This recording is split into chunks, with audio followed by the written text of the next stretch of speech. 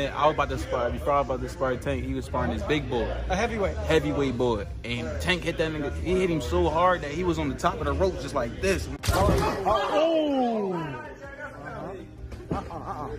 keep the speed, Gervonta Tank Davis, if he put on the right weight, put the right weight on, and have the lean muscle right, he can look fantastic somewhere in the mid 150s, dare I say close to 160 against Jake Paul. Gervonta Tank Davis reportedly dropped a heavyweight sparring partner while preparing for his highly anticipated showdown with Jake Paul. The leaked footage showcases Tank's trademark power and pinpoint timing as he lands a devastating left hand that instantly ends the session. Fans are calling it proof that Davis's speed, precision, and knockout ability remain unmatched, even against opponents far bigger than him. Boxing analyst Showbiz The Adult predicts that Davis will weigh in around 154 pounds for the fight, dismissing claims that he'll be too small to compete. He notes that Tank has previously walked around at that weight and has even trained at 160 pounds, making this jump far less dramatic than critics suggest. Showbiz highlights that Davis has spent years sparring with naturally larger fighters, which has sharpened his timing, reflexes, and counterpunching skills against heavy hitters. He believes that the combination of experience, explosive power, and elite ring IQ gives Tank a decisive edge over Jake Paul. Confident in his outlook, Showbiz boldly claims that Jake Paul's size advantage won't save him once Davis lands clean, predicting that Gervonta Davis will knock Jake Paul out with ease. 150s, dare I say close to 160 against Jake Paul. And dare I say it, I think that's the right thing for him to do. Why? I've been saying this. Number one, fighters need to start fighting closer to their walk-around weight. They're just healthier that way. They're just better and healthier that way. I mean, I know it's probably surprising them too. Like, that was the best I've seen Terrence Bud Crawford. Lamont Roach, he's fighting Pitbull at 140, coming from 130 and a pit stop at 135. You have Shakur Stevenson talking about fighting Teofimo Lopez. They're very close to making that fight at 140. And I think all of them would look their best there, especially Roach, where he ain't knocking nobody out down there at 130. But I bet you he'll be swatting far more at 140. Gervonta Tank Davis, I think, just like the others, fighting closer to your walk-around weight is just going to be one of the better performances for Gervonta Tank Davis. He's going to learn a lot about his body. He's going to learn a lot about himself and where he should campaign moving forward. Maybe even meeting Roach in that rematch at 140 himself. Also, another reason why I think it behooves him to come in knocking at 160 pounds is because of Jake Paul. It's not like Tank is going to dodge every punch Jake Paul throws. All right, some of those going to land, and more than likely it's going to land on his guard. Tank is going to have his guard up. We need for him to be solid enough, his foundation and his base solid enough, so when Jake Paul hits him with those shots, he doesn't go flying around the ring. Tank has reportedly been sparring with significantly larger opponents in preparation for his upcoming showdown with Jake Paul, but that's nothing new for him. Since the early days of his career, Gervonta Davis has consistently challenged himself against heavier fighters, using those sessions to refine his timing, precision, and composure under pressure. With his explosive power and exceptional ring IQ, Davis has always proven that size alone isn't enough to trouble him.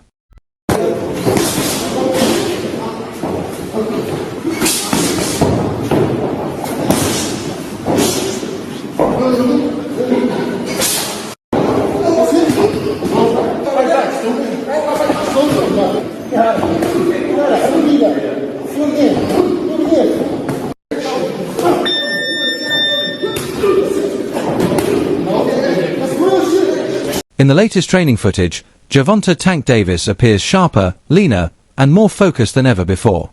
Every punch he throws carries a perfect blend of power and precision, the product of years of discipline and relentless work. His footwork is light yet commanding, each movement part of a calculated rhythm that reflects total control. Those watching him in camp can see the intensity in his eyes and the seamless coordination between his speed and strength. The footage alone makes one thing clear: Davis is taking this fight with absolute seriousness. Analysts across the boxing world have taken notice, describing Tank's current condition as his best in years, ready for war, as one put it. His mix of power, timing, and ring generalship has reignited discussions about just how dangerous he still is among the sport's elite. Heading into this clash, one of the biggest talking points remains the weight difference. Many believe Jake Paul's natural size could give him an edge, but others argue that Davis's skill, experience, and precision will neutralize any physical disadvantage. While fans question whether the gap in size might pose a challenge, those familiar with Tank's journey know he has often trained and sparred against heavier opponents. Supporters remind critics that boxing isn't defined by size, but by timing, discipline, and intelligence. Davis's elusive defense and lethal counterpunching make him a puzzle even for larger fighters. His team is confident that his ability to handle pressure and read movement will allow him to turn Jake Paul's size against him. For Gervonta Davis, this fight isn't about proving who's stronger, it's about proving who's smarter. It is happening. WBA lightweight champion Gervonta Davis, who's unbeaten in 31 professional contests, takes on the self-proclaimed problem child Jake Paul, one of the most influential and marketable global personalities. Paul and Davis square off in Miami after doubts around the fight being sanctioned in Georgia triggered a change in venue. Neither fighter can weigh more than 195 pounds. The weight is perhaps the most surprising factor.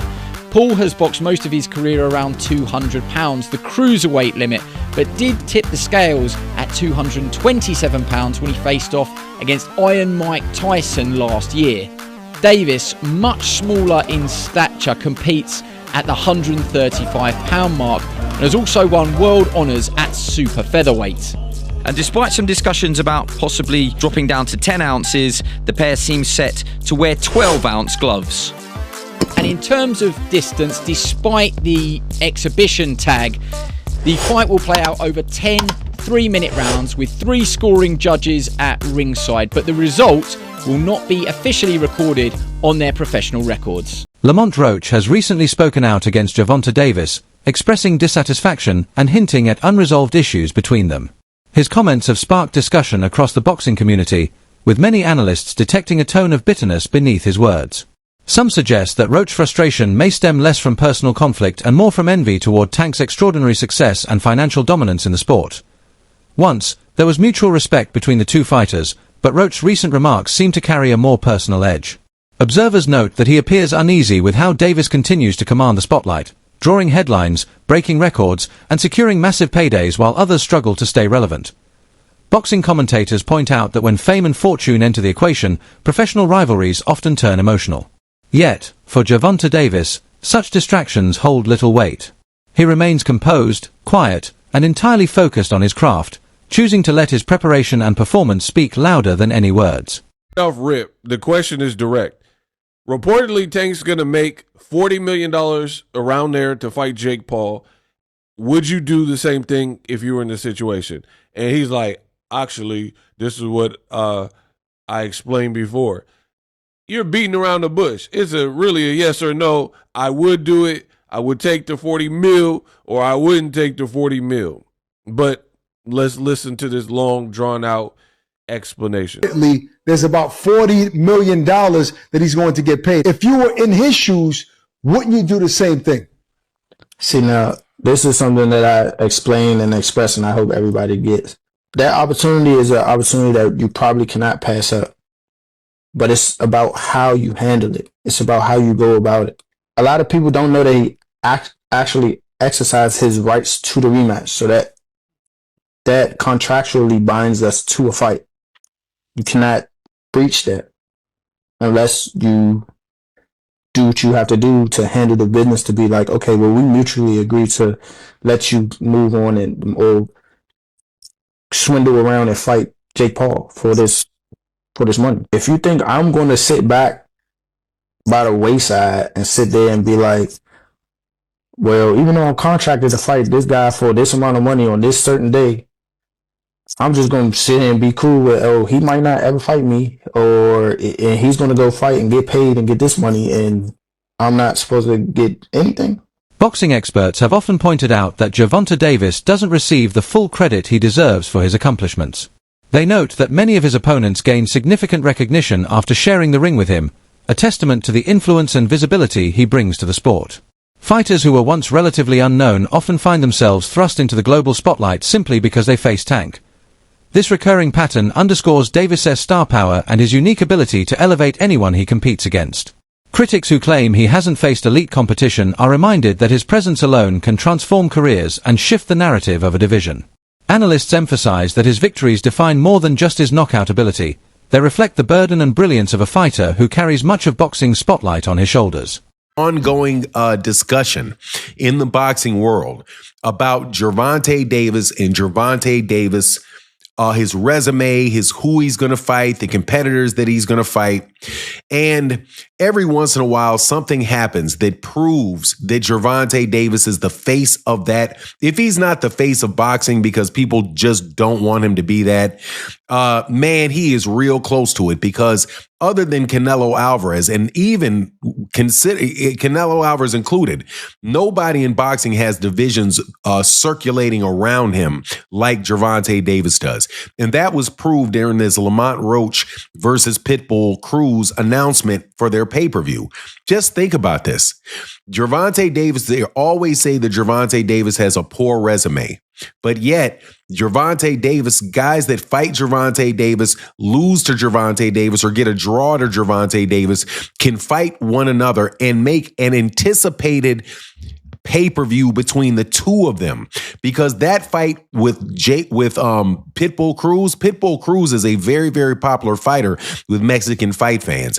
Lamont Roach got a lot of name exposure with black fight fans and Mexican fight fans and white fight fans, all with his draw that he got against Gervonta Davis. Now they believe that this is going to be able to be a profitable endeavor for a pay-per-view. Now, let me also tell you that Rolly Romero, who was somebody else that Gervonta Davis fought in the past, will be on a pay-per-view that's going to be successful, most likely, when he defends his WBC. Stephen Fulton recently stepped up to defend Gervonta Davis against the recurring claims that he's fighting only for money. Fulton emphasized that every boxer has the right to secure their future after years of putting their body and health on the line. He pointed out that Tank has already proven his greatness, winning multiple world titles and delivering unforgettable performances, so pursuing high-profile, lucrative fights at this stage is completely justified. According to Fulton, fighters deserve the freedom to balance legacy with financial security, especially in a sport where careers can change in an instant. His remarks reminded fans that Davis has earned the right to make choices that serve both his professional growth and personal well-being. Support from a respected champion like Fulton only reinforces the notion that Tank's decisions come from experience and intelligence, not greed.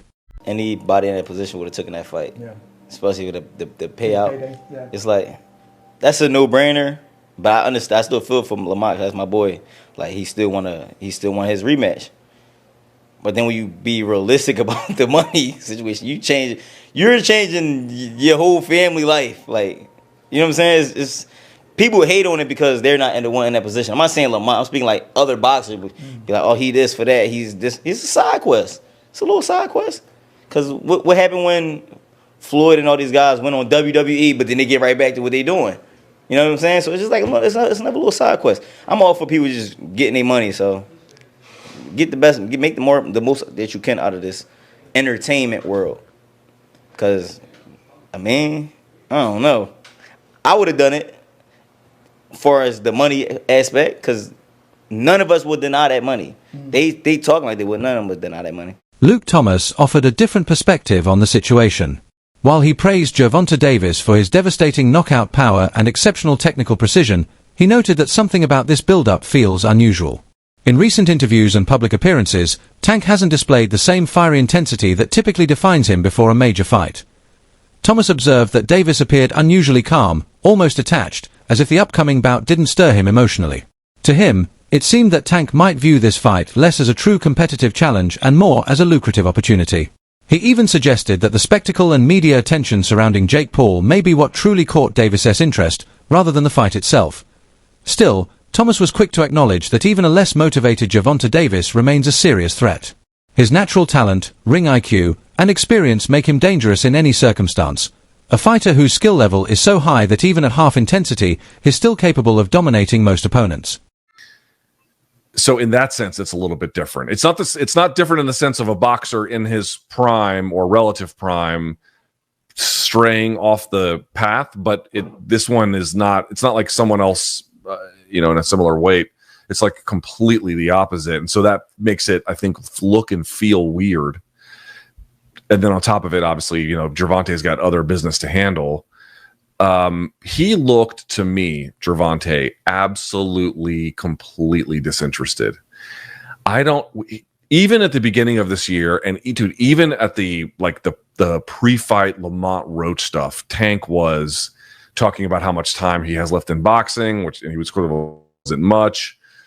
I mean, the Lamont Roach fight, I mean, it blew up in his face, but Lamont Roach was cherry picked.